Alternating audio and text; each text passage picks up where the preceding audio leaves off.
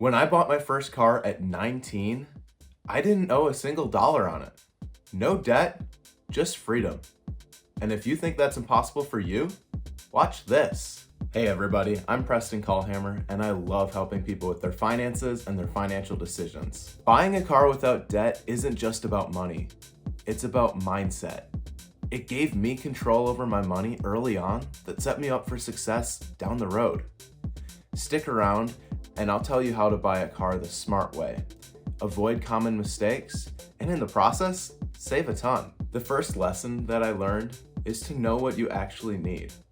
You don't need to start with a very fancy car. You can start with something that gets you from one place to another in a reliable manner. While researching your needs, you want to prioritize price, quality, and practicality over the flashiness. This does not mean that you can't get a fun car or a car that you enjoy, but it means that the other things should take first priority. As you can see in these pictures, I got a Mustang for myself, but I did so at a good price and without any modifications, and did those things myself to save a whole bunch of money.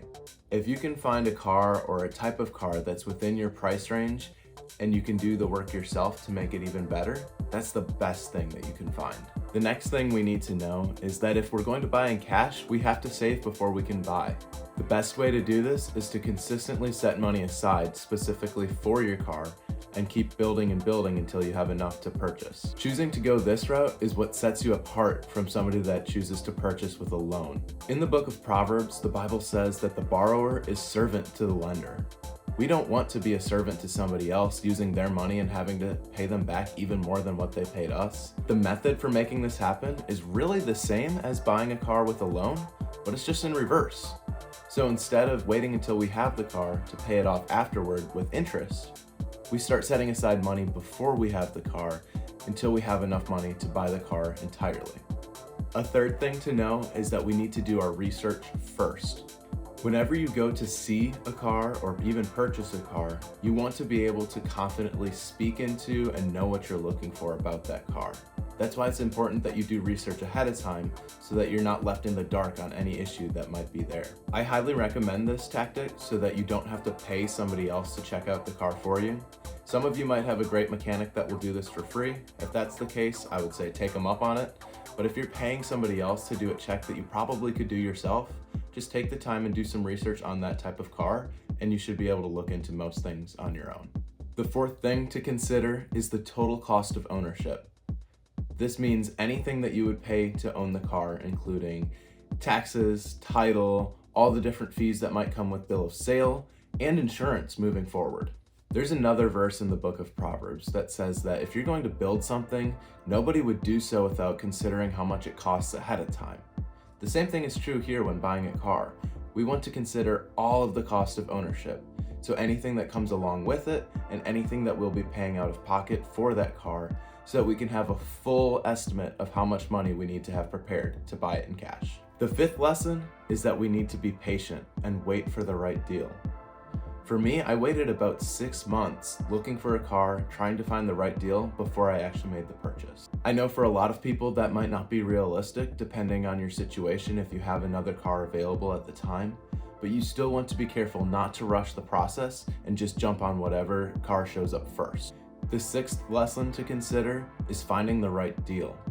Sometimes getting the right deal isn't just about the purchase price, it's about who you purchase from. Most often, if you purchase from a dealer of any sort, there will be some sort of administrative and maintenance and all types of extra fees that get tacked on top of that purchase price, inflating that number way higher than what it actually starts off as. This is why I would highly recommend trying to find an individual seller.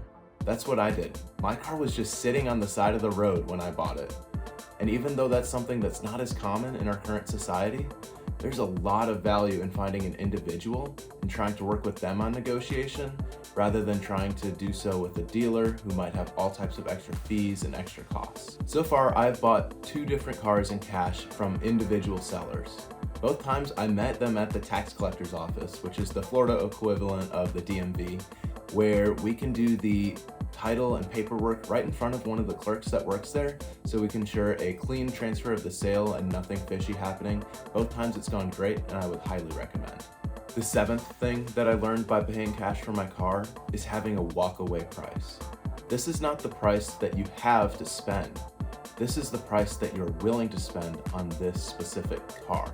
Having a walkaway price gives you a specific boundary that you know you can't go past. If you can go into purchasing a car with a clear boundary of what you want to spend, it will give you a lot more peace of mind along the way that you're not going to make a mistake or go past what you want to. Additionally, having a walkaway price gives you negotiating power, which we'll talk about a little bit more in a moment, but somebody that knows that you're willing to walk away from a deal and wants to make a sale will be a lot more intrigued if they hear that you're going to walk away over $200 or $300 difference. The eighth thing that I learned by buying my car with cash is about negotiating the price. Negotiation is absolutely on the table anytime you buy a car, but specifically when you're paying with cash, you have a lot of leverage to do so. When you can tell somebody, I'll have you cash tomorrow, or I can get you a cashier's check by the end of the week, those are very, very powerful statements when buying this car, and you can use that to your advantage. In my case, I was able to work about $500 off the purchase price of my car because I had done what I talked about in step 3 and done my research ahead of time. I pointed out a couple things on the car that needed some work and that were not up to the standards, and we were able to work down the price $500. There's no reason why you couldn't work down even more than that, especially on a higher priced car. You just have to have the willingness to negotiate just a little bit and have that walkaway price ready to go. That speaks very loud volume. If you made it this far into the video, I would appreciate it if you make a difference and hit that like button. It helps a lot for the channel and the algorithm, and I'd appreciate it if you leave a comment on any thoughts that you have. I appreciate your view, and I'll see you in the next one.